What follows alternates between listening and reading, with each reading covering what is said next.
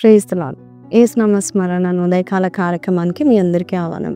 ఎలా ఉన్నారండి? నిద్ర లేచారా? చక్కటి వాగ్దానం వినడానికి సంసిద్ధంగా ఉన్నారా? తిమోతికి రాసిన మొదటి పత్రిక 4వ అధ్యాయము 4వ వచనము. దేవుడు సృజించిన ప్రతి వస్తువును మంచిది, కృతజ్ఞతాస్తుతులు చెల్లించి పుచ్చుకున్న యెడల ఏదియో నిషేధింపతగినది కాదు. స్తుతి చెల్లించుటలో ఒక గొప్పతనం ఉంది. చాలా powerful when you give thanks to God. నువ్వు ఏది తీసుకున్నా లేకపోతే నువ్వు ఏది పొందుకున్నా కూడా ఏది నిషేధింపకుండా ఉండాలి అంటే, అది ప్రతిష్ఠించబడాలి, పవిత్రపరచబడాలంటే ఖచ్చితంగా దాని నిమిత్తమే కృతజ్ఞతాస్తుతులు చెల్లించాలి. చాలాసార్లు మనము తీసుకున్న ఆహారం విషయంలో కృతజ్ఞతాస్తుతులు చెల్లించి అప్పుడు దీనిలో దోషాన్ని తీసివేయండి ప్రభు అని ప్రార్థన చేస్తూ తీసుకుంటాం. నిజంగానే ఆ ఆహారంలో ఉన్న కల్తీపోయి మనకు కావలసిన ఆరోగ్యాలు దేవుడు మనకి ఆహారంలో నుండి దేవుడు మనకు దయచేస్తాడు.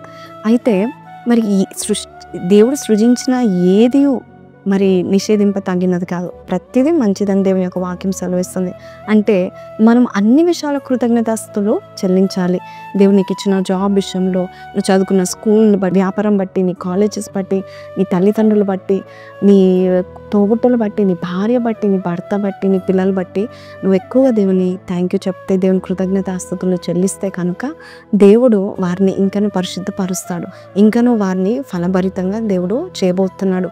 కాబట్టి నువ్వు ఏ విషయంలో అయితే నువ్వు బాధపడుతున్నావో, అయ్యో ఇది ఏంటి నాకు ఇలా జరిగిందని నువ్వు అనుకుంటున్నావో, ఏది నిషేధింపతగినది కాదు. ప్రతిదీ దేవుని సృజించిన ప్రతిదీ మంచిది.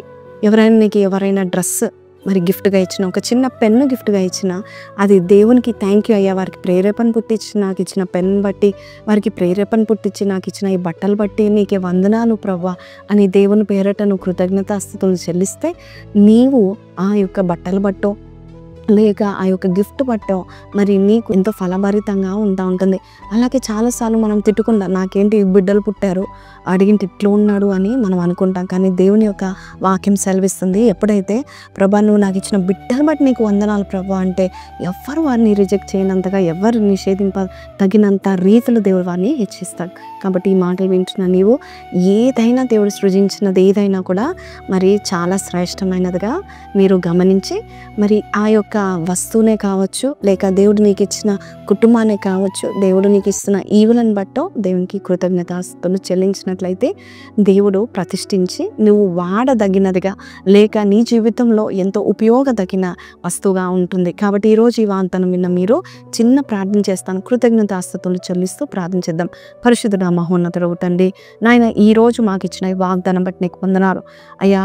నాయన నువ్వు మాకు ఏదైతే ఇచ్చున్నావో దాన్ని బట్టి స్థుతులు చెల్లిస్తున్నావు. మాకు ఇచ్చిన ఉన్నతమైన ఉద్యోగం బట్టి, చదువు బట్టి, పిల్లలు బట్టి, భర్త బట్టి, భార్య బట్టి, ఇల్లు బట్టి, వాహనాలు బట్టి నైనా ప్రభా మాకు ఇస్తున్నా అయ్యా తన్ని మరి రాబోచున్న శ్రేష్టమైన ఈవులు బట్టి, మా పక్కన వారు బట్టి, మా ఇంట్లో వారు బట్టి, బంధువులు బట్టి, తల్లిదండ్రులు బట్టి, ప్రతి ఒక్కరిని బట్టి నేను కృతజ్ఞతాస్తుతులు చెల్లిస్తున్నామని ఎవరైతే నీకు స్తుతులు చెల్లిస్తున్నాయినా ప్రభా నీ యందు ఆనందిస్తున్నారో వారి హృదయవాంఛలు తీర్చండి. వారి పిల్లల విషయంలో నువ్వు కార్యాలు చేయండి.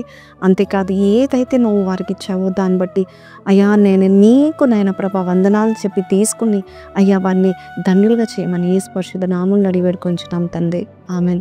సో ప్రైజ్ లోనండి ఈరోజు ఈ వాగ్దానం విన్నాం కదా. So give thanks to God for everything and anything and God will definitely bless you mightily. ఈరోజు ఈ వాగ్దానం విన్న మీరు కింద కమెంట్లో I will thank God for everything and anything what God has given in return. May God bless you. Have a blessed day. Praise lord.